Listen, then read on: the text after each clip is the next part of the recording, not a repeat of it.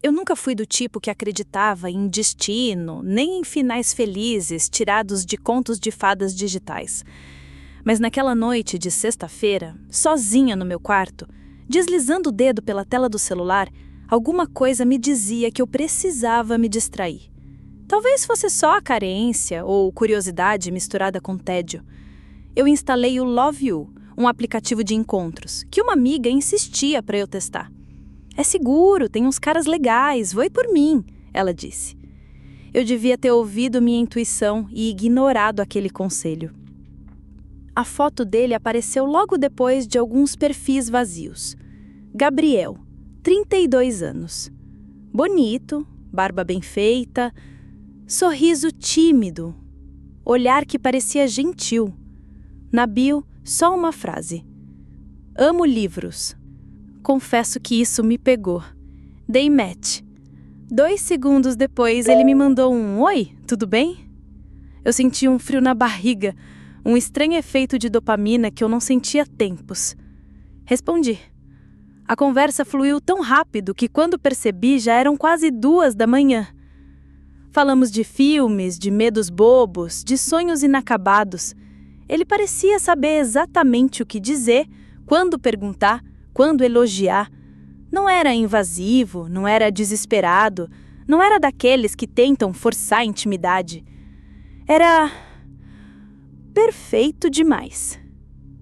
Eu deveria ter percebido isso também. No terceiro dia, ele sugeriu que nos encontrássemos. Disse que adoraria me ver pessoalmente, que a conexão virtual era boa demais para ficar só ali, presa na tela. Hesitei. Fiquei rolando as mensagens, lendo e relendo. Tinha algo naquela ideia que me incomodava, mas eu mesma me convenci de que era besteira. Ele parece confiável, pensei. Combinamos de nos encontrar num café que eu conhecia bem. Um lugar movimentado, no centro. Fiz questão de escolher um lugar público, de dia. Se algo fosse estranho, eu poderia inventar uma desculpa e sair andando. Até então, era só precaução. Só que, na véspera do encontro, ele mudou os planos. Mandou mensagem dizendo que o café tinha cancelado as reservas. Mentira, eu soube depois. E me convidou para ir na casa dele. Podemos pedir comida, assistir um filme, sem barulho, só nós dois. Eu ri da proposta, neguei. Ele insistiu, mas de um jeito calmo, quase sedutor. Parecia tão inofensivo. Eu devia ter dito não. Devia ter bloqueado, ignorado, apagado o aplicativo. Mas em vez disso, concordei. Disse que passaria lá depois do trabalho, que não poderia ficar muito tempo. Ele me mandou o endereço. Uma casa numa rua relativamente perto. Na noite do encontro, enquanto me arrumava, algo dentro de mim gritava para não ir. Senti minhas mãos suarem quando segurei a chave do carro. Mandei mensagem para minha amiga com o endereço, rindo. Se eu desaparecer, já sabe onde procurar. Ela respondeu com emojis de riso, me chamando de exagerada. Quando estacionei em frente à casa, já era noite. O bairro parecia normal, mas tinha um silêncio estranho, como se todo mundo ali tivesse decidido dormir mais cedo. Desci do carro e fiquei parada em frente ao portão por alguns segundos. Olhando para a fachada escura, mandei outra mensagem para minha amiga, mas ela não respondeu. Respirei fundo, toquei a campainha. A porta abriu antes mesmo do som parar de ecoar. E ali estava ele, Gabriel, ainda mais bonito do que na foto. Sorrindo, como se já me conhecesse há anos. Me convidou para entrar, com uma voz calma, baixa demais para aquela rua silenciosa. Eu respirei fundo mais uma vez, dei um passo para dentro. E foi ali, no exato momento em que a porta se fechou atrás de mim, que eu senti, pela primeira vez, que eu não devia estar ali. Assim que a porta se fechou atrás de mim, senti o ar mudar. O cheiro era diferente, uma mistura de incenso barato com algo que eu não conseguia identificar de primeira. Gabriel sorriu de novo, tão natural, tão à vontade, que por um segundo eu mesma me senti paranoica. Talvez fosse só nervosismo, pensei. Ele pediu que eu deixasse minha bolsa e minha jaqueta numa poltrona perto da entrada. Eu obedeci meio no automático enquanto tentava observar tudo em volta sem parecer desconfortável demais. A casa era maior do que eu imaginava. O hall de entrada dava para uma sala iluminada só por algumas luminárias de pão. As paredes eram de um branco quase acinzentado, nuas, exceto por um quadro enorme de uma floresta sombria. Eu achei aquilo de mau gosto, mas não comentei. Ele notou meu olhar e soltou uma risada curta. Disse que era arte conceitual. Eu fingi que entendi. Me ofereceu vinho. Eu recusei na hora, dizendo que precisava dirigir depois. Ele sorriu de novo, como se isso fosse parte de um jogo que só ele sabia jogar. Sugeriu então chá. Aceitei. Enquanto ele ia até a cozinha, fiquei sozinha na sala, tentando mandar uma mensagem para minha amiga. Sem sinal. A barra de rede do celular piscava entre sem serviço e uma barrinha solitária. Tentei rir da coincidência, ou do azar, mas alguma coisa no fundo da minha mente sussurrou que não era normal. Quando ele voltou, trazia 2 xícaras fumantes. O cheiro era agradável, camomila talvez, mas eu não confiei de imediato. Esperei ele dar o primeiro gole. Ele deu. Então eu também bebi. O gosto era bom, mas a cada gole eu senti o líquido descendo quente demais, como se queimasse de propósito. Talvez fosse a minha cabeça pregando peças. Conversamos por uns 20 minutos. Ou pelo menos eu fingi que conversava. Porque na verdade minha mente estava ocupada demais, reparando nos detalhes. A janela da sala estava fechada com uma tranca interna. A porta da frente, que dava para a rua, tinha 3 trincos pesados. A cada risada dele, eu olhava para os trincos, para os vidros, para o corredor que se perdia em sombras. Ele parecia cada vez mais à vontade. Contava histórias engraçadas da infância, piadas bobas, perguntava sobre minha vida, mas nunca respondia muito sobre a dele.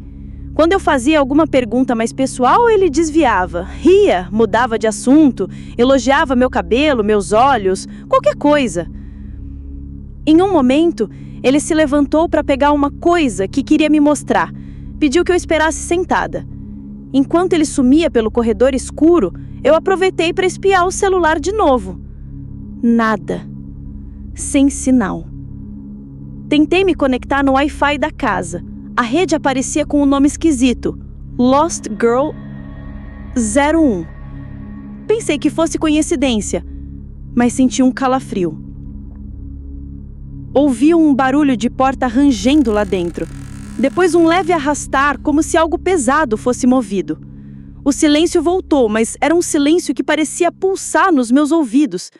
Esperei, respirando fundo, olhando para a porta de entrada. Pensei em levantar, abrir e sair. Mas meus pés não obedeceram. Talvez por educação, talvez por medo de parecer louca. Quando ele voltou, trazia uma caixa de madeira. Sentou-se do meu lado, tão perto que senti o calor do corpo dele. Abriu a caixa devagar. Dentro, fotos. Muitas fotos. Algumas antigas em preto e branco, outras recentes. Na maioria, eram de mulheres, sozinhas, sorrindo. Algumas tiradas de longe, outras em lugares fechados, e nenhuma delas aparecia ele. Eu perguntei, tentando soar casual, o que eram aquelas fotos. Ele só sorriu, colocou um dedo nos lábios como se fosse um segredo entre nós. Disse algo sobre colecionar memórias.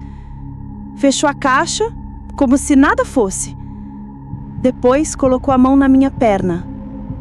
E eu juro, naquele toque, senti um pavor tão gelado que tive certeza. Eu precisava sair dali. Mas ele não ia deixar. E bem no fundo, acho que eu já sabia disso desde o começo.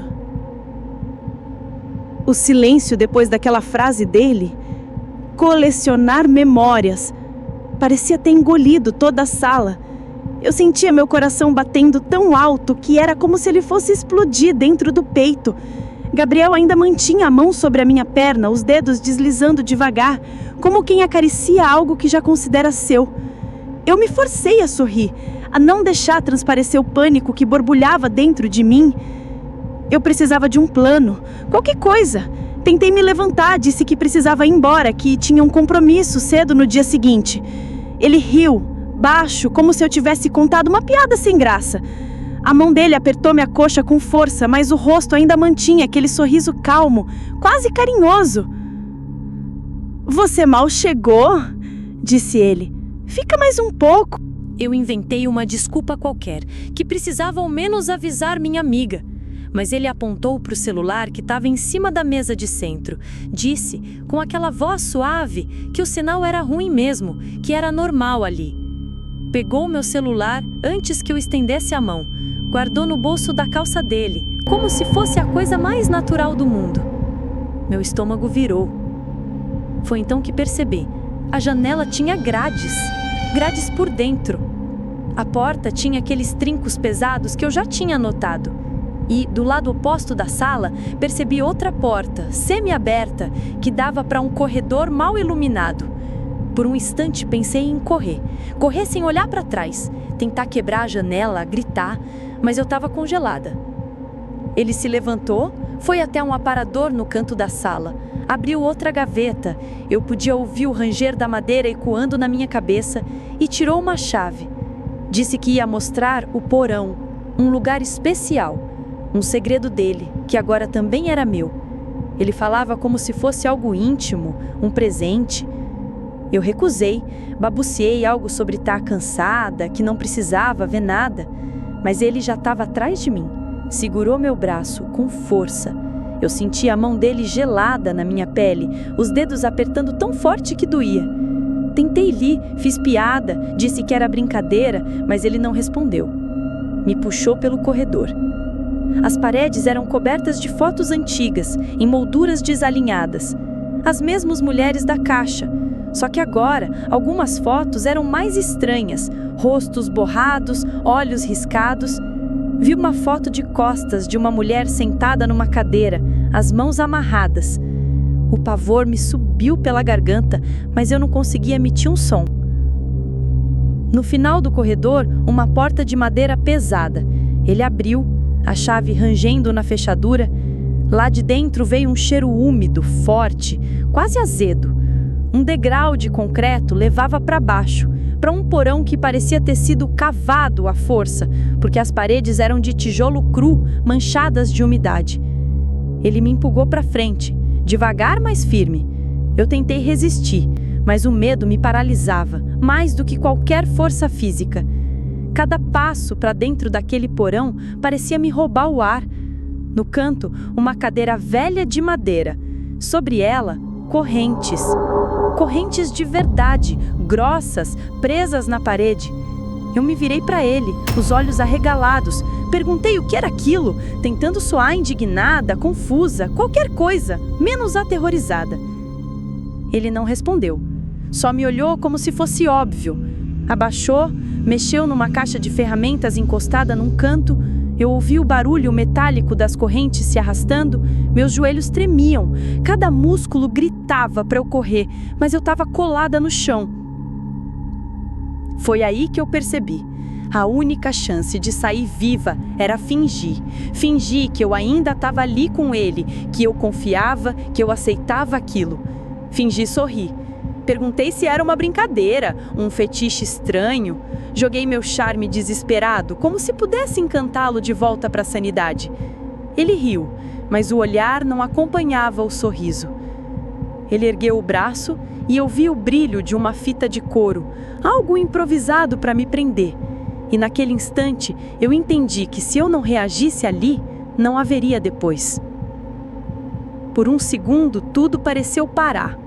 O som da fita de couro rangendo entre os dedos dele, o cheiro úmido do porão, o frio do chão de concreto sob meus pés. Eu sentia o meu coração batendo o pescoço, tão alto que era como se fosse me denunciar. Gabriel se aproximou devagar, com a calma de quem tinha feito aquilo antes, de quem sabia exatamente quanto tempo cada medo leva para amadurecer. Ele segurou meu pulso com força, tentando enrolar a fita. Eu deixei até sentir o couro roçar minha pele.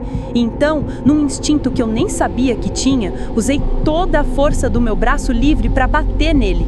Acertei o rosto dele com a palma aberta, um estalo seco que ecoou pelo porão abafado. Ele recuou meio segundo, surpreso. Foi tudo o que eu precisava. Empurrei com o ombro, trombei com ele como se fosse maior do que eu sou.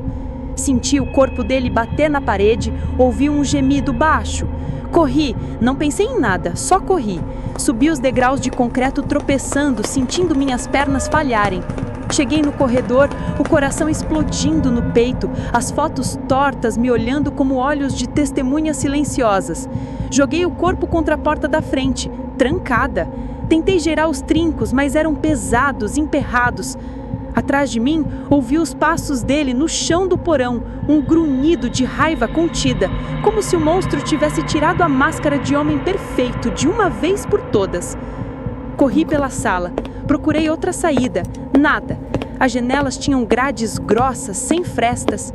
Tentei a cozinha, a porta dos fundos, outra tranca, outra chave que não estava ali.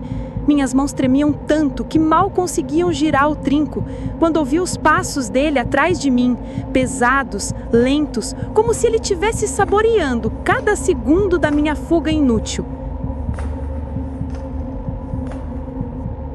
Eu me escondi, pulei atrás da bancada da cozinha, segurando a respiração como se pudesse desaparecer. Vi os pés dele deslizarem pelo chão, o som da respiração dele era quase um rosnado. Ele dizia meu nome, devagar, cantando como uma criança entoa uma canção de niná. Vem cá, não faz assim, a gente só vai conversar. Eu fechei os olhos, senti o calor de lágrimas queimando o meu rosto. Tentei lembrar onde estava minha bolsa, minhas chaves, meu celular. Nada disso adiantava agora. O único som era o dele, circulando a cozinha. Um passo, outro. Então, silêncio. Quando abri os olhos, ele estava do outro lado da bancada. O rosto manchado de vermelho onde eu tinha batido, os olhos tão calmos que chegava a ser pior do que se gritasse. Ele segurava uma faca, pequena, de lâmina curta, mas afiada. Mostrou o objeto como quem mostra um presente. Você devia ter ficado quieta. Eu queria que fosse fácil. Nessa hora eu soube que não tinha escolha. Não ia ter fuga limpa, não ia ter grito por socorro. Eu tinha que lutar. Olhei em volta, vi uma jarra de vidro sobre a pia. Enquanto ele dava a volta, pronto para me cercar, eu contei até 3 na cabeça. 1, 2, 3. Gritei, um grito que rasgou minha garganta. Agarrei a jarra, virei meu corpo e joguei com toda a força na direção dele. O vidro acertou o braço que segurava a faca, espatifando em 1000 pedaços. Ele gritou, não de dor, de ódio. Corri de novo, passando por ele antes que reagisse. Subi as escadas que davam para a parte de cima da casa. Nem sabia o que tinha lá, mas qualquer lugar era melhor do que ficar na mira dele. Atrás de mim ouvi os passos pesados, os xingamentos baixos, a respiração arfante. Eu entrei no primeiro quarto que vi, tranquei a porta por dentro e empurrei uma cômoda velha na frente. O quarto era pequeno, sem janelas. O único som era a minha respiração engasgada e as batidas dele do outro lado da porta. Um golpe, outro. Cada pancada fazia a madeira ranger, estalar. Eu olhei em volta, procurando qualquer coisa, uma saída, uma arma, qualquer chance de sobreviver. Foi quando vi, num canto do quarto, uma escotilha no teto. Talvez fosse para o sótão, talvez fosse minha última esperança. Me arrastei até lá, empurrando uma cadeira para alcançar. Enquanto subia, a porta atrás de mim se partiu com um estalo tão alto que meu peito pareceu rasgar junto. E quando o vi entrando, olhos vermelhos, faca ainda na mão, eu soube que ou eu subia ou seria ali mesmo. Eu me pendurei na escotilha como se a minha vida dependesse, porque dependia. Senti a madeira áspera arranhando meus braços enquanto empurrava meu corpo para cima. Atrás de mim, o som da porta se quebrando, os passos pesados cruzando o quarto, a faca riscando o ar. Eu não olhei para trás. Se olhar, se congelava. Consegui me enfiar no buraco do teto. Puxei minha perna no último segundo. A faca passou tão perto que senti o corte leve na barra da calça. Lá embaixo ouvi o grito dele, um grito seco, animal, que fez o meu estômago virar do avesso. No sótão, a escuridão era sufocante. O ar tinha gosto de poeira e madeira podre. Fiquei deitada uns segundos, prendendo a respiração, ouvindo os passos dele rondando lá embaixo. Ele berrava meu nome, batia a faca nas paredes como se quisesse me arrancar de dentro da madeira. Eu estava tremendo tanto que precisei tapar a boca com a mão para não soluçar alto. Enquanto engatinhava pelo sótão, tateando no escuro, senti algo sobre meus joelhos. Caixas velhas, jornais embolorados, um cheiro forte de mofo misturado com um odor doce, quase de carne podre. Não quis saber o que era. Eu só queria achar uma saída, qualquer brecha, qualquer buraco para a luz entrar. Em um canto, vi uma fresta de claridade filtrando entre as tábuas. Me arrastei até lá, empurrando caixas, ignorando farpas que rasgavam minhas palmas. Do outro lado da fresta, o telhado da casa. Não era uma saída perfeita, mas era tudo que eu tinha. Usei os ombros, bati com o cotovelo, forcei até a madeira ceder num estalo seco. Atrás de mim ouvi o barulho de passos pesados subindo pela escada do sótão. Ele estava vindo, ainda vinha. Sussurrava meu nome como se fosse uma cantiga. Não adianta fugir, você é minha memória favorita agora. A voz dele ecoava e foi cortada pela risada baixa. Eu não pensei. Empurrei o corpo para fora, senti o ar frio da noite bater na pele suada. Caí sobre o telhado inclinado, bati o joelho, mordi a língua para não gritar. Me arrastei até a beirada, procurei o chão. Era alto, mas não tinha opção. Atrás de mim, a cabeça dele surgiu no buraco, os olhos arregalados, injetados de uma fúria silenciosa. Ele se esticou para me agarrar, mas eu me deixei cair antes que os dedos dele me tocassem. A queda pareceu durar uma eternidade. O impacto me arrancou o ar, um clarão de dor atravessou minha perna. Senti gosto de sangue, mas estava viva. Não esperei para testar nada. Me arrastei, mancando, até a rua. Ouvi a porta da frente se abrir com força. Ouvi o grito dele atrás de mim. E então, luzes, faróis. Um carro que vinha na rua deserta. Eu corri, tropeçando, agitando os braços. O carro parou de repente. Uma mulher desceu, assustada, me segurando pelos ombros. Eu não consegui falar, só apontei para trás, para as grades, para a casa silenciosa. Ela olhou para mim, depois para a figura dele parada no portão, respirando como um touro encurralado. Quando viu outra testemunha, ele sorriu, um sorriso frio. Levantou as mãos como quem se rende. Voltou para dentro da casa, fechando o portão com cuidado, quase como se fosse um bom vizinho fechando o jardim. A polícia chegou rápido demais e tarde demais ao mesmo tempo. Levaram ele, vasculharam a casa e encontraram coisas que eu preferia nunca ter visto. Fotos, objetos, restos, outros nomes, outras meninas. O porão era só o começo. Eu dei meu depoimento, repeti a história 1000 vezes. E toda vez que conto, sinto que uma parte de mim ainda está lá, naquela cadeira com aquelas correntes frias esperando. O aplicativo foi desinstalado, mas eu ainda vejo o rosto dele toda vez que fecho os olhos.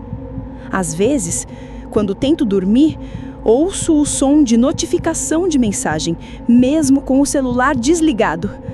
É o som do "Oi, tudo bem?" que começou tudo. E no escuro, ainda sinto que em algum lugar ele espera a próxima.